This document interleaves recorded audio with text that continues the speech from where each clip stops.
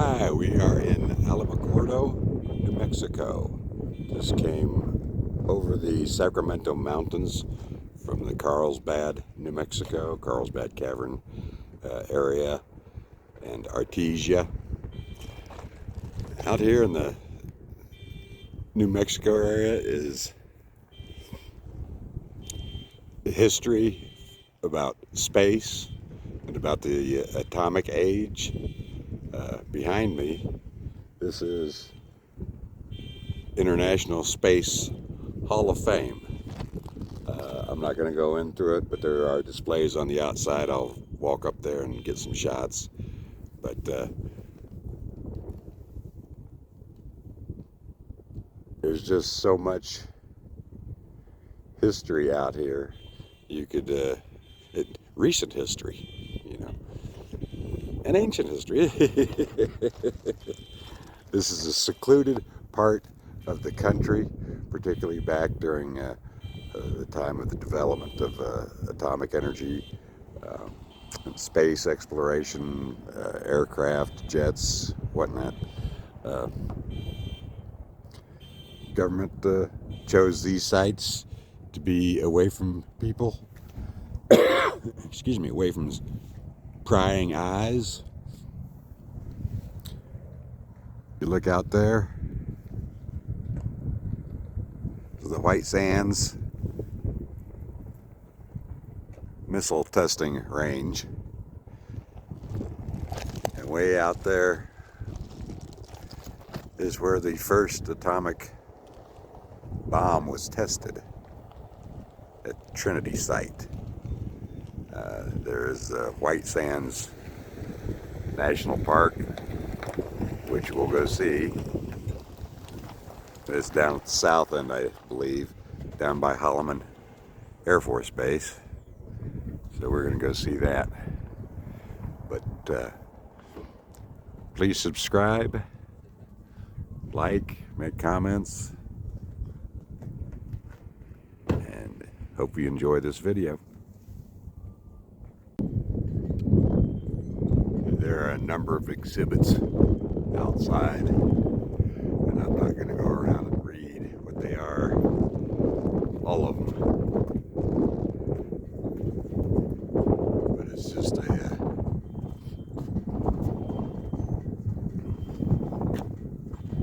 collection of, let's see, this is a parachute test vehicle.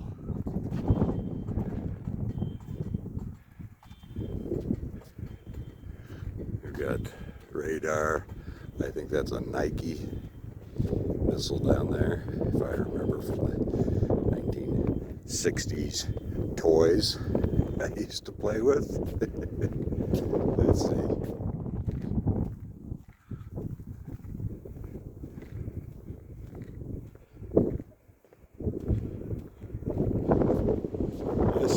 It's a Nike Ajax with launcher. That see, I learned something about missiles from playing with toys back in the 1960s.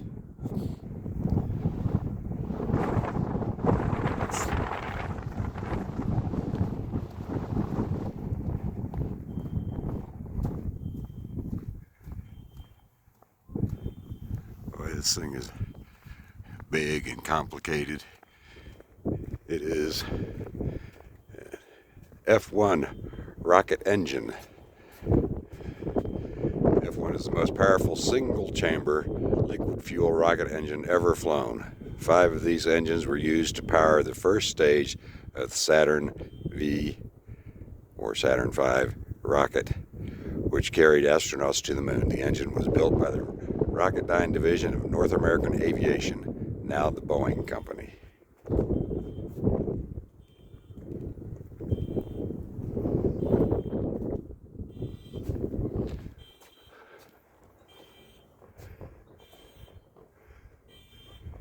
Kind of neat.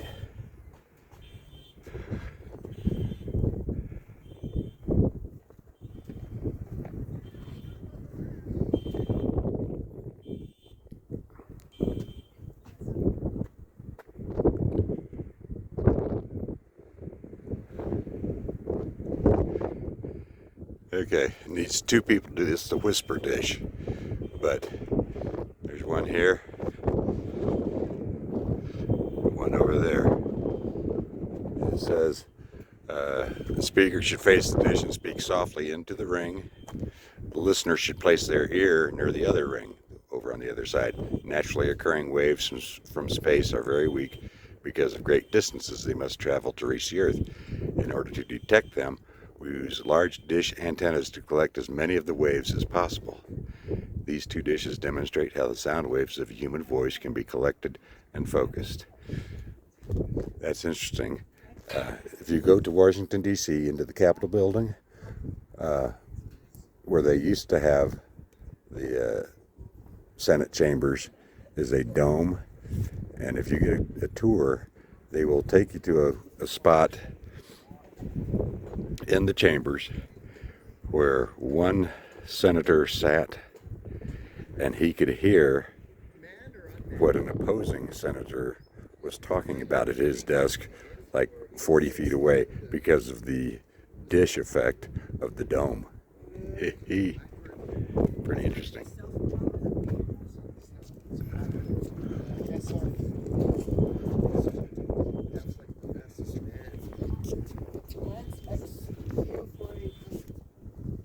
This is an Aero B150.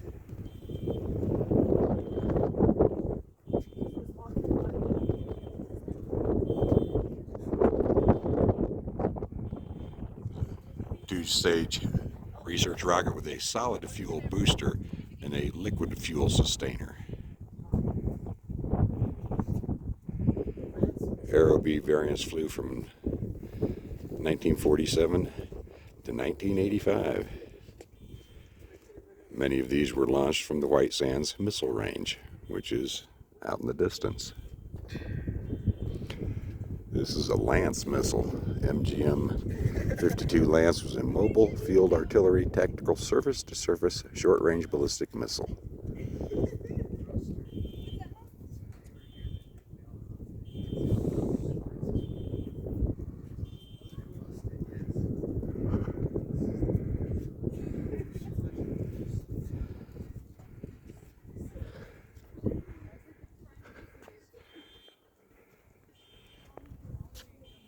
The XQ-4A drone. January 1956, the XQ-4 Model A sleek 33-foot-long drone, made its first free flight from Holloman Air Force Base, New Mexico. Holloman is down there.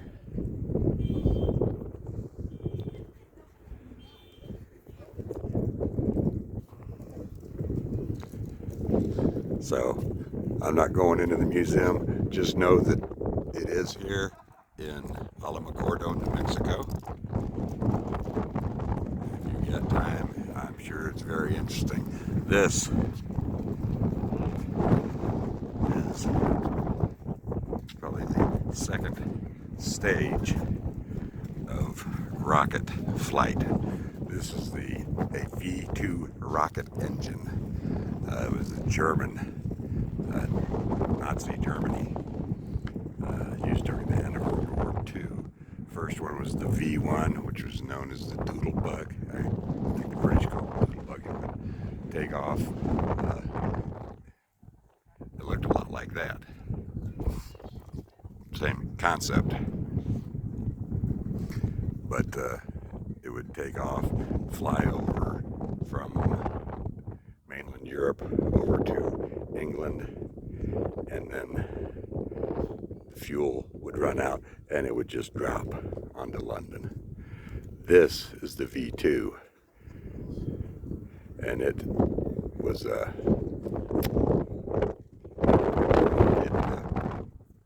launched straight up.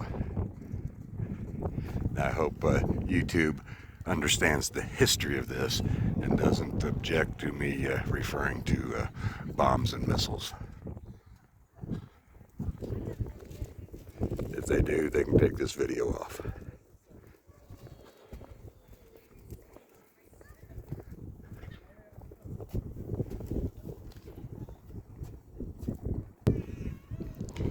Okay, this This is the International Space Hall of Fame, and right here is the grave of Ham. Ham was the world's first astrochimp. You see, he was born 1955, Cameroon, Equatorial Africa. He died in 1983 in North Carolina Zoological Park. Ham was trained at the Holloman Air Force Base Aeromedical Research Laboratory. His name is an acronym for Holloman Aero Med.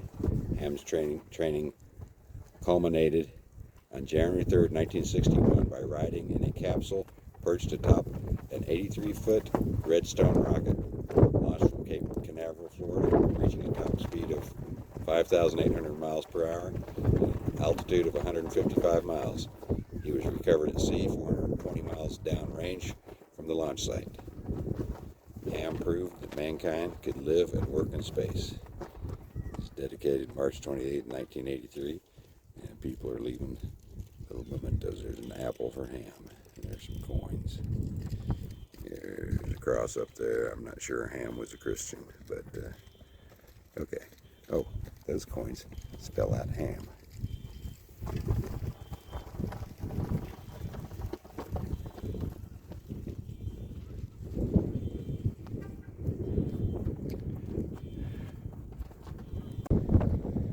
Something that surprised me when I pulled into the parking lot of the International Space Hall of Fame here in Alamogordo, New Mexico.